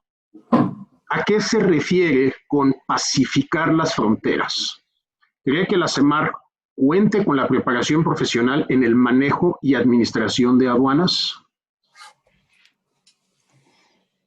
Yo creo que la Secretaría de Marina cuenta con el talento de instrumentación y liderazgo para poder dejarse ayudar por expertos en comercio exterior. O sea, si contamos con los temas de fortaleza de una de las instituciones que aún nos quedan prestigiadas, y ellos están conscientes de que tienen que hacer su trabajo de seguridad sin estorbar en el comercio internacional y poder tener acceso a buenas tecnologías, y para ello se requiere el respaldo de la Secretaría de Hacienda para la adquisición de todos los instrumentos que esto requiere, tendríamos una posibilidad, y esa posibilidad es fundamental. Si el esquema de intervención va a ser estrictamente enfocado a una implementación tradicional del Ministerio de Defensa y Marina, y no se valora las consecuencias sobre la eficiencia del comercio exterior, sí estamos en problemas. No dudo que es necesario reforzar, como ya lo dijo Jorge, el tema de aduanas en México. Vemos ciudades y estados que están totalmente devastados desde el punto de vista de seguridad simplemente por lo que representa su esquema aduanero, como el caso de Colima. Pero sí es fundamental que se entienda la misión y que se pueda instrumentar con claridad y objetivos. Ok, pero ¿a qué se refiere el término pacificar las fronteras? Es un término que me parece que tiene varias interpretaciones. La verdad pues es un término que seguramente está asociado con el delito y el crimen que se genera a impartir el control de las mismas, ¿no? Lo podemos ver cuando los que vivimos en frontera estamos viajando hacia los cruces. El nivel de control que tiene el crimen organizado genera en las ciudades fronterizas una situación bastante fuerte de inseguridad. La cantidad de historias que me cuentan mis amigos de Monterrey, que han tenido incidentes en Reynosa, en Laredo. ¿Por qué? Porque el beneficio derivado del tránsito de bienes y servicios fronterizo, el ejercicio total de control sobre el derecho de piso y el cobro de operaciones y a veces la situación de indefensión que muchos de nuestros empresarios encuentran, que no tienen esquemas tan sofisticados como para algunos de los que ustedes trabajan, nos deja totalmente en ciudades fronterizas que por su impacto y atracción económica para el crimen organizado, pues están en muchos casos fuera del control de la ley y el orden. Entonces, me imagino, y yo quisiera interpretar esa pacificación, que más bien es decir, vamos a meter orden, y que a través del orden llegamos a la paz. No vamos a ir en esquemas que pudieran ser distorsionantes para un beneficio de largo plazo, como arreglos o pactos transitorios, ¿no? Gracias. Jorge, ¿tú quieres complementar con algo? Pues mira, el comentario que haces se refiere seguramente a que nuestro compañero que hizo la pregunta, pues tomó algunas de las palabras que dijo el doctor Guajardo. Pero también no, hay que entender yo no usé la palabra pacificación, ¿eh? Yo creo que debe haber sido alguna declaración pública que él está haciendo referencia. Sí, porque así me pareció entenderlo. La realidad es que las fronteras, principalmente las fronteras del norte, han sido fronteras muy violentas. Hablamos desde Tijuana hasta Reynosa, han sido fronteras normalmente violentas porque son realidades que hay que vivirlo y hay que entenderlas estando ahí, ¿verdad? Yo he tenido la oportunidad de recorrer todas esas fronteras y vivir ahí en esas fronteras. Mis últimos 10 años he vivido ahí en California, también frontera con Tijuana, y he visto cómo es como una montaña rusa esto. Hay crisis de violencia brutales, corretizas en las calles donde hay balaceras y donde hay policías corruptos, y después pues viene toda una tarea de trabajo importante del ejército, el gobierno local, la sociedad, los empresarios, la Coparmex, y bueno, esto disminuye y se detiene al huachicolero y bla, bla, bla, y bueno, y vuelve a reactivarse la paz en las calles y vuelve otra vez a fomentarse que la gente vuelva con más tranquilidad a deambular y a hacer negocios. Pero por el otro lado te vas a Nuevo Laredo y como dice el doctor Guajardo, hay miles de historias, no solamente del que se va a unas vacaciones al otro lado, sino también de los camiones, de los trailers que tienen que pagar cuota. Y entonces el discurso de que está el ejército ahí, de que está la Guardia Nacional, de que ha estado la Policía Federal y todo esto, pues ha sido infructuoso. Ha sido infructuoso porque la realidad es de que los traileros tienen que pagar piso. Y si quieres abrir un negocio en tal o cual ciudad, pues hay ciudades en donde inclusive la banca mexicana ha tenido que cerrar sucursales cuando se pierde el Estado de Derecho, donde la autoridad local en esos municipios pues no existe, donde no tienen, o pagas piso o te mueres o te vas del pueblo. Entonces, yo creo que ahí hay esa connotación de pacificar las fronteras porque hay muchos lugares donde desafortunadamente el crimen organizado sigue teniendo una presencia real, sigue teniendo una amenaza real sobre ciudadanos, sobre el comercio del transporte y de las mercancías y desafortunadamente todavía estamos lejos de lograr tener una verdadera tranquilidad para ir de México hasta Laredo, Texas, con una tranquilidad en donde sabes que vas a tener un control posiblemente desde el Estado, pero de pronto te topas con un retén que son falsos militares y que te topas con que hay que pagar para pasar o les gustó tu camioneta y te la quitan o tu camión.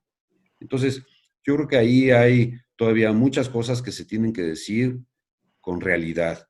Yo creo que no sé si dice toda la realidad de las cosas y eso debería de motivar programas mucho más sinceros y reales de actuación para poder identificar lo que está pasando. Tristemente, y lo digo con conocimiento, el Estado ha caído en una desarticulación de los esquemas de inteligencia como el CISEN. Entonces, estamos descargando toda la responsabilidad en las fuerzas militares, que sí, les encargamos que tengan inteligencia militar, que tengan los marinos los puertos, que construyan aeropuertos, que hagan refinerías, que patrullen las calles con la Guardia Nacional. Bueno, pues al rato, ¿qué más les vamos a pedir? Entonces, yo creo que también hay que ser muy sensatos en entender el rol que tiene nuestro ejército y nuestras fuerzas militares en materia de seguridad nacional, en la seguridad pública, que son totalmente diferentes, y no confundirlos. Y bueno, pues tratar de que esas fronteras se mantengan pues tranquilas como cualquier otro estado, ¿no? Ok, de hecho, aquí tiene que ver un comentario y una pregunta que hace después Alberto Friedman, que por cierto se disculpó porque debía retirarse para atender otro asunto. Y dice que la seguridad, además de ser un elemento de protección y salvaguarda, es hoy más que nunca un factor económico. Forma parte de la productividad y de los costos operativos y productivos. Pregunta, ¿qué tanto está afectando, tanto cualitativa como cuantitativamente, a los procesos económicos la falta de seguridad y de Estado de Derecho en México? Creo que está muy relacionado con lo que comentabas, Jorge. Sí, yo diría que desafortunadamente, obviamente, las pérdidas que puede tener la industria o el ciudadano, inclusive, pues afectan su patrimonio, afectan el rubro de lo que puede ser el costo de un producto o un servicio. Hoy en día pues, se calcula que hay un incremento importantísimo derivado de la inseguridad y de la percepción de inseguridad en el gasto que se hace hacia este tipo de insumos de protección, desde lo que es las consultorías, y ya no digamos la investigación del problema, porque muchas veces te robaron un tráiler o te robaron algo y bueno, pues tienes que gastar una gran cantidad para tratar de darle ni siquiera el seguimiento para recuperarlo, que a lo mejor ya ni lo vas a recuperar, simplemente para darle el seguimiento jurídico a tu caso. Entonces, yo creo que sí es un tema que está impactando importantemente. Obviamente el empresariado lo ve con mucha preocupación y ahí radica también la importancia de que los profesionales de seguridad tratemos de alinearnos a los empresarios y al mismo Estado para objetivar las medidas, porque la seguridad no puede ser nada más un tema de percepción, tiene que ser un tema que tenga métricas. Y las métricas se generan desde lo que es un análisis de riesgo en donde tienes una métrica que evalúa tus amenazas, tu vulnerabilidad y una serie de factores, y de lo cual se desprende una estrategia de protección que tenga que tener financieramente validez. Eso es muy importante. Gracias, Jorge. Sí, vamos avanzando, pues ya estamos llegando al límite del tiempo. Hay otro comentario y pregunta que hace Carlos aquí sobre la coyuntura política que hay ahora por las elecciones en Estados Unidos. ¿Qué amenazas en la actividad económica debemos prever? Doctor Guajardo, ¿tiene usted aquí alguna? Sí, claro. La primera amenaza tiene que ver con el hecho de que la administración Trump está enfrentando una situación muy, muy difícil desde el punto de vista electoral. A la elección de noviembre, ellos tienen que demostrar que las acciones que han tomado han dado resultados. Y específicamente en el TEMEC, el suplemento negociado después de que firmamos en Buenos Aires, nos pone un grado de exposición en materia de cumplir con nuestras obligaciones de las leyes ya reformadas mexicanas en materia laboral. La administración Trump va a intentar iniciar casos de denuncias de violación laboral en México con sectores muy específicos. Ya están trabajando en el sector automotriz, autopartes, ya están trabajando también en el sector agrícola para poder certificar el cumplimiento a las leyes laborales mexicanas. y reducir el grado de vulnerabilidad a que por motivos proteccionistas y por interés político la administración Trump quiera utilizar un par de ejemplos para decir que los mecanismos introducidos en la nueva relación les permiten poder ir a defender que no se vengan empleos a México simplemente por no cumplimiento a los derechos laborales. Entonces, hay riesgos inminentes de corto plazo. Ahora, la posibilidad de un triunfo demócrata no nos va a... Lo he dicho yo desde que Trump se coló a la primaria republicana. El problema de México no empezó el 8 de noviembre del 2016 con la elección de Trump. El problema viene con un deterioro de una base electoral que es la que le da soporte a Trump, con una visión muy reducida del mundo, con una visión muy proteccionista y aislacionista, y eso genera un impacto en todo el espectro político. Aún ganando Biden, la agenda bilateral se va a tensar por motivos totalmente distintos a los motivos trumpianos. Y se va a tensar porque los demócratas son más ad hoc a introducirse en el cumplimiento de temas de derechos humanos, en el cumplimiento de temas de derechos laborales, en el cumplimiento de temas progresistas. Se retomará la agenda ambiental. Entonces, tenemos frentes de vulnerabilidad en los dos espectros. México tiene que estar preparado para un cambio radical, pero no para un alivianamiento de las presiones que vienen del norte. Muy bien. Quiero seguir aquí con un comentario más de Juan Martín, que nos dice: los errores cometidos por el actual gobierno, tanto en la economía como en el mal manejo de la pandemia, ¿tendrá algún costo político? Yo creo que, perdón que me adelante, porque parte de lo que me ocupa hoy es andar analizando cómo se están moviendo las cosas desde el punto de vista de opinión y de preferencias. Yo creo que lo que estamos viendo son fenómenos totalmente disasociados en el terreno de los partidos políticos y en el terreno de la imagen y el liderazgo del presidente.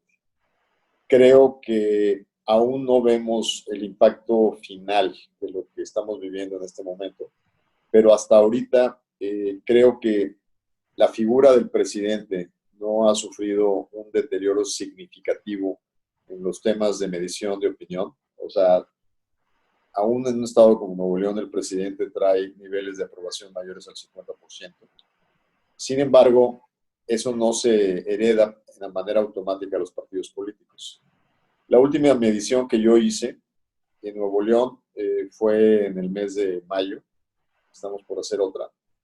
Y en el mes de mayo traíamos que la mayor parte, un 43% de los ciudadanos, no se identifica con un sistema de partidos políticos que no les ha dado resultados.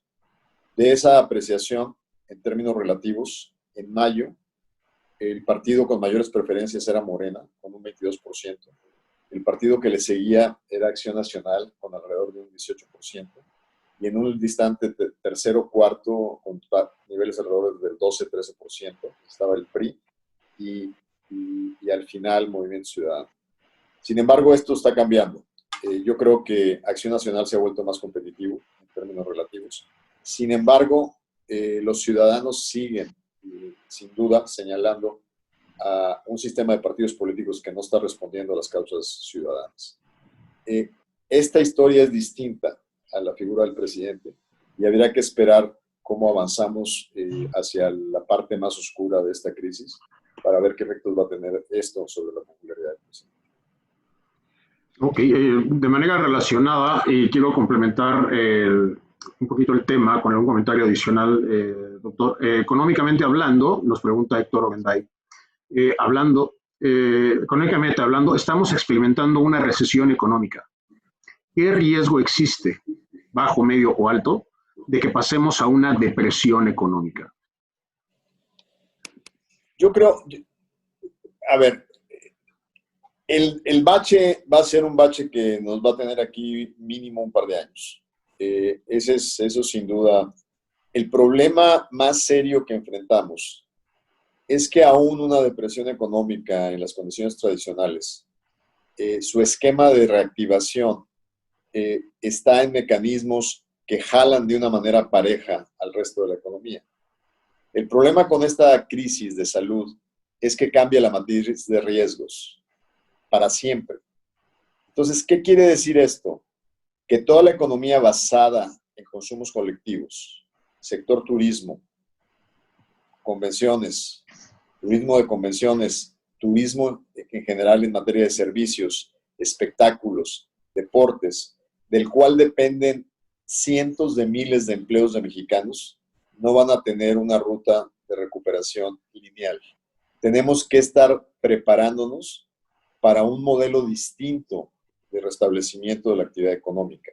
Entonces, aún y analizando los esquemas normales de recesión y depresión, estamos frente a una matriz de riesgos diferente y tenemos que estar pensando en las nuevas tendencias de recuperación del empleo y las industrias que presentan mayores ventajas de acuerdo a los temas de digitales, de conexión y de tecnologías de la información. Entonces, creo que el reto está en pensar el diseño de recuperación basado en un nuevo modelo de productividad y de patrones de consumo. Gracias, doctor. Sobre el mismo tema, y antes de pasar a las conclusiones, pregunta Armando Zúñiga. Ayer se dio a conocer la caída del Producto Interno Bruto en un 18.9% en el segundo trimestre, lo que confirma la peor crisis de la era moderna. ¿Cuáles serían sus recomendaciones para enfrentarla desde el sector empresarial? Sin duda, el sector empresarial ya está tomando decisiones. Hay cosas que se tienen que ajustar irremediablemente. Hay grandes emporios que venían creciendo a tasas de altísima velocidad. Todo lo asociado con la industria aeronáutica está teniendo un descalabro. Sin embargo, esos mismos grupos industriales que saben que viene una contención de demanda para quedarse por el mediano y largo plazo, están rediseñando su participación en las manufacturas industriales. El ajuste, sin duda, se va a sentir, pero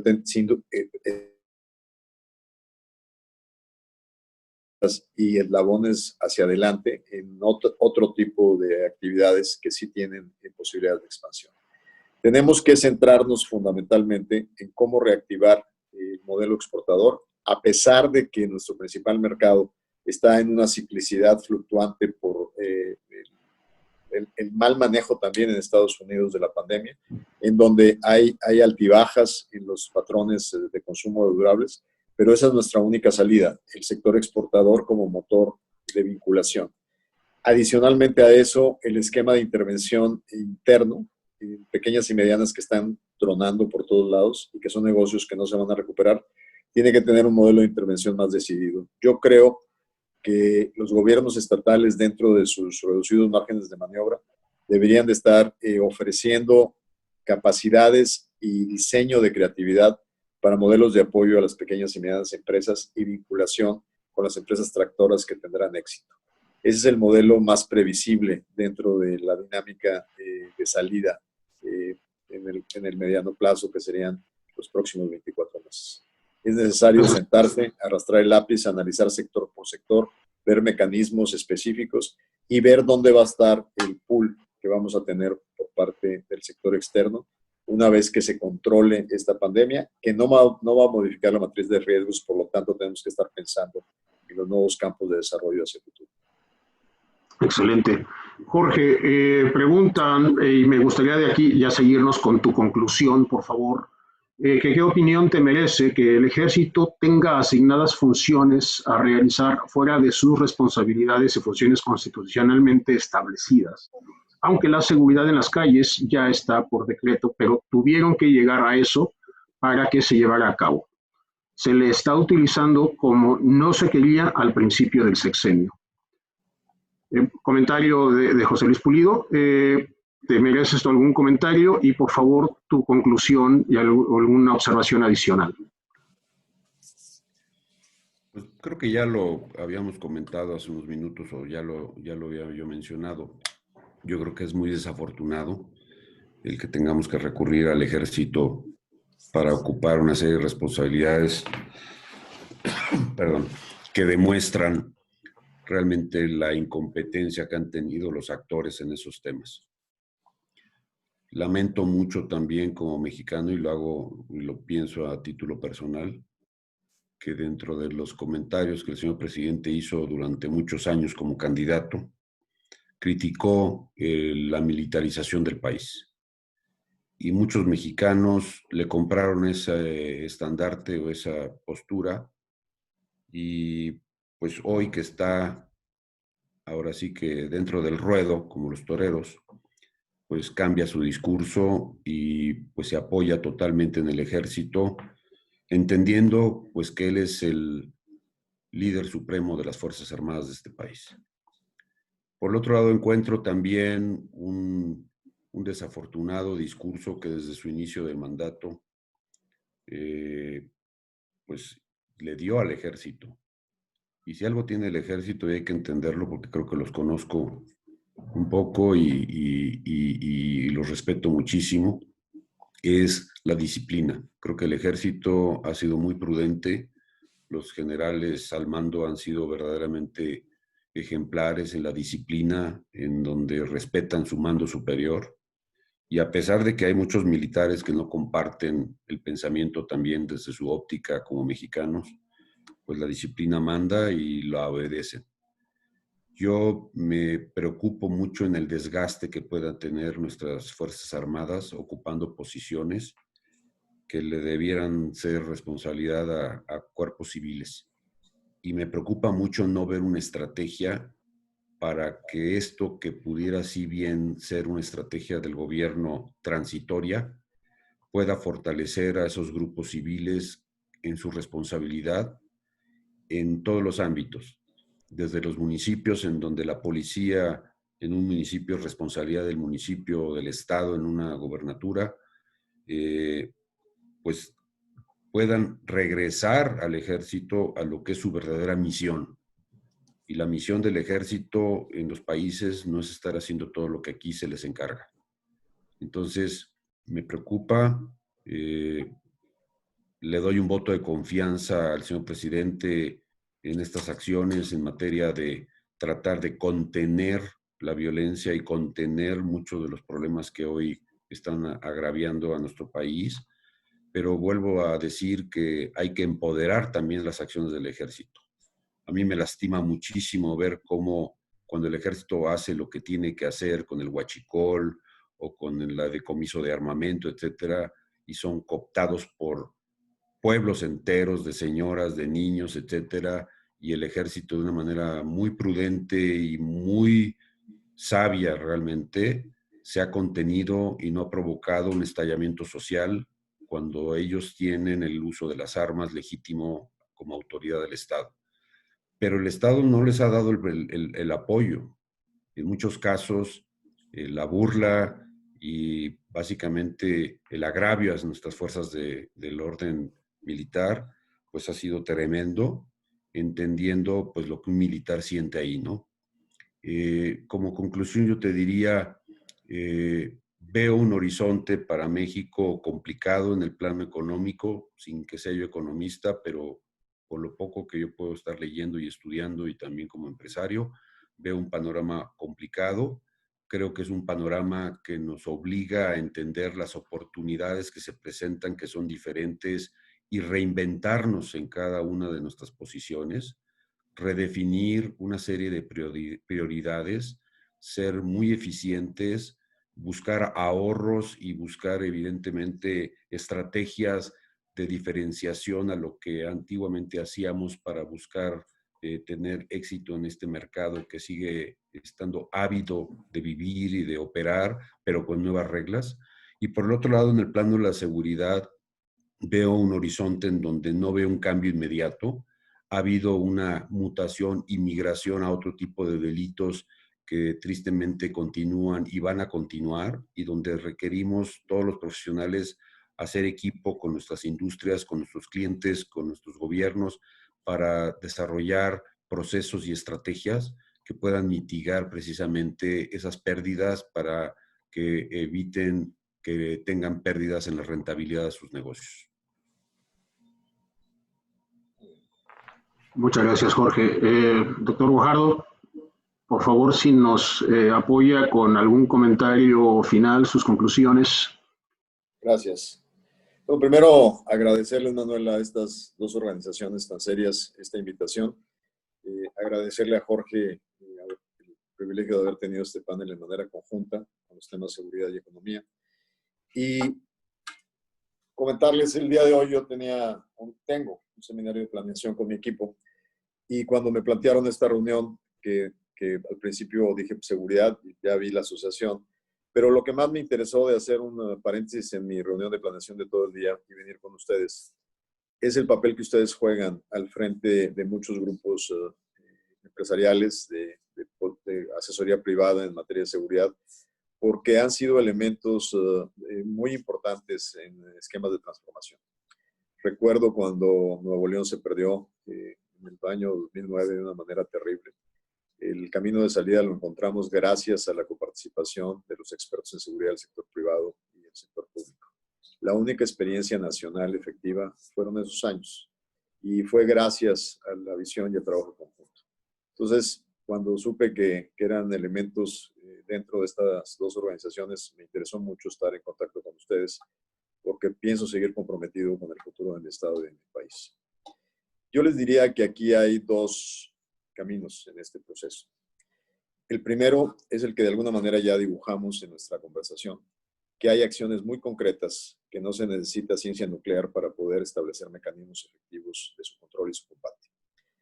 El delito, cuando tiene un beneficio económico, y todo lo tiene, como lo dijo Jorge, se puede priorizar en términos de afectación y de invasión en la esfera de la actividad económica de los ciudadanos. Y ahí, cuando actuamos de manera masiva frente a una comunidad que va con su tina de casa a tratar de beneficiarse de un poco de gasolina, lo que tenemos que ir atrás es hacia el lavado de dinero, hacia la conducción de la venta y de los gasolineros que inapropiadamente están comprando esa gasolina robada, y de los canales de distribución, que son mecanismos mucho más efectivos, y de romper la red de corrupción que hay desde el crimen organizado hasta representantes públicos que tienen cargos de importancia. Actuar en el nivel directo y puntual en una serie de delitos y crímenes que atacan prioritariamente a la sociedad y a su estabilidad es fundamental. Pero al mismo tiempo no va a haber solución de largo plazo si no enfrentamos una realidad rotunda que tiene que ver con el tema de que los criminales paguen por lo que hacen. Y la impunidad, que fue señalada por Jorge, es un elemento fundamental. ¿Qué está pasando en el sistema de impartición de justicia mexicano? Yo respeto mucho, y es uno de los equilibrios de los poderes, que hoy podemos en la Suprema Corte seguir esperanzados en una conducción país adecuada.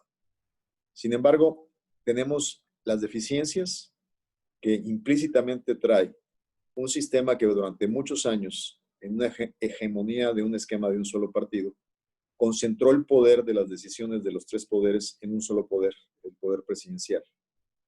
La democracia cambia eso. Sin embargo, no soluciona rápidamente las deficiencias por sustitución de decisiones de poder crear las capacidades en el sistema judicial. Las capacidades de investigación, las capacidades de perito, las capacidades ministeriales, poder tener un sistema judicial construido a través de la práctica del conocimiento y de la impartición de justicia. Ese modelo no se puede retardar. México tuvo que cambiar rápidamente del sistema penal acusatorio y tuvo que sustituir con elementos claros para la defensa de las víctimas un sistema del cual no estábamos preparados institucionalmente a afrontar. Creo que no podemos postergar una transformación que nos va a durar muchos años para poder corregir las deficiencias en la impartición de justicia.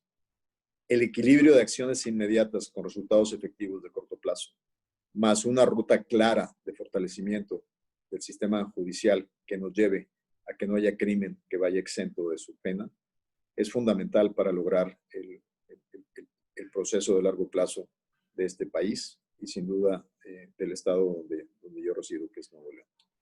Esa sería mi conclusión. No hay soluciones fáciles, hay soluciones prácticas con resultados de corto plazo para alimentar un proceso que nos mantenga en el largo plazo haciendo las correcciones necesarias. Excelentes participaciones de todos, demasiada información, buena participación de toda la audiencia. La verdad es que no me queda más que agradecerles por su colaboración, por su participación. Y pues les pido a todos, por favor, un aplauso para nuestros panelistas. Muchas gracias por colaborar. Y Giselle, cedo el micrófono y muchísimas gracias por esta oportunidad. Jorge, un comentario adicional. Yo realmente no quise ser grosero con mi omisión, pero también agradezco el privilegio de estar con el doctor Guajardo. Muchas gracias, doctor. Gracias. Muchas gracias. Entiendo que ya estamos un poco cortos de tiempo, ya hay una agenda ahí prevista, entonces voy a pasar a esta parte un poquito rápido. Doctor licenciado Ildefonso Guajardo Villarreal, estamos muy agradecidos tanto con usted como el ingeniero Jorge Carlos Septién. Son grandes referentes de estos temas que queríamos tocar en esta sesión, por lo cual les haremos llegar por medio de José Ubaldo de León, le haremos llegar ya el reconocimiento oficial. Esto es solamente una cuestión de formalidad virtual, pero ACIS International, capítulo México Norte 239, otorga el presente reconocimiento al licenciado Ildefonso Guajardo Villarreal por su gran participación en el panel Panorama de Seguridad y Economía 2020-2024, dentro de la reunión mensual de manera virtual del mes de julio 2020. Firma Blanca Gisela Hernández Robles, Presidenta Ejecutiva 2020. Muchas gracias, licenciado Ildefonso, y muchas gracias por su participación. Gracias a ustedes. De igual manera, ingeniero Jorge Carlos Septién Snaurrizar, muchas gracias por su participación, por darnos este panorama de seguridad que nos va a ayudar a poder generar nuestras futuras estrategias, como lo dije, como lo mencioné al inicio de esta sesión. Y al licenciado Manuel Zamudio por la gran y excelente moderación que tuvo de este panel. En verdad, un gran aplauso tanto a panelistas como el moderador. Y ya para finalizar con el evento, solo quiero agradecer a la mesa directiva de este gran capítulo que ha estado apoyando. Entendemos, no son las condiciones o no es la proyección que nosotros teníamos dentro del plan de trabajo, pero seguimos trabajando. A todo el equipo de apoyo para la coordinación de este evento, José Ubaldo de León, Naim Escalante, Manuel Zamudio, Pedro Sanabria, vicepresidente regional, sus RVPs, nuevamente Arturo Martínez, presidente de Amexi, Perla Ortega Porcayo, presidente de ALAS, Comité México, Ana Esquivel, coordinadora de la Maestría de Seguridad Privada de la Facultad de Derecho y Criminología de la Universidad Autónoma de Nuevo León, que fue parte del apoyo para la elaboración de estas preguntas, Armando Zúñiga, representando a SUME, Helmut Johanns, presidente de capítulo Puebla Sureste, y Jaime Owens, de la Junta Directiva de ACIS International. Muchas gracias a todos ustedes, estimados socios, les estaremos pasando referencias de nuestros próximos eventos y nuevamente gracias a nuestros panelistas y moderador. Gracias. Muchas gracias a todos, muchas gracias a AMPAC y ACIS. Gracias por la invitación, hasta luego. Igualmente y un fuerte abrazo a todos, espero verlos pronto. Un abrazo a todos, amigos. Tengan buen día, hasta luego. Gracias, Perla, yo dije, Perla no va a hacer su